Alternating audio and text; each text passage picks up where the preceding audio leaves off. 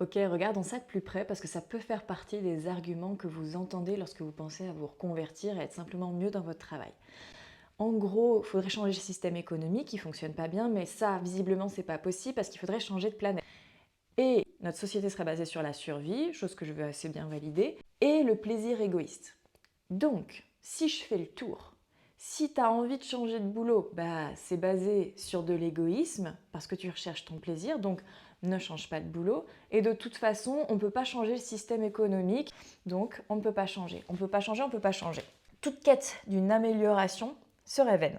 On vous oppose ce genre d'argument qui paraît penser sophistiqué, et je ne dis pas que c'est pas le cas. Justement, ils émanent d'une personne qui est a priori fataliste et qui s'est comme potentiellement résignée dans, je ne connais pas ta vie, dans quelque chose qui ne lui convient pas. Et ça a été sa solution, c'était de se résigner.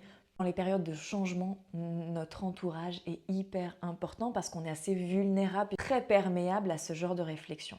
Donc pendant des moments de transition, ce que moi je conseille, c'est de vraiment être très attentive et consciente d'avec qui on parle, d'à quels médias on s'expose.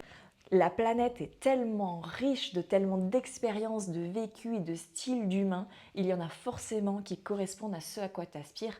Va les consulter, va leur poser des questions, même s'ils sont hyper célèbres, tu ne sais pas, ou va au moins sur leurs réseaux sociaux, lis leurs livres, imprègne-toi de personnes qui ont réussi à arriver là où tu souhaites aller.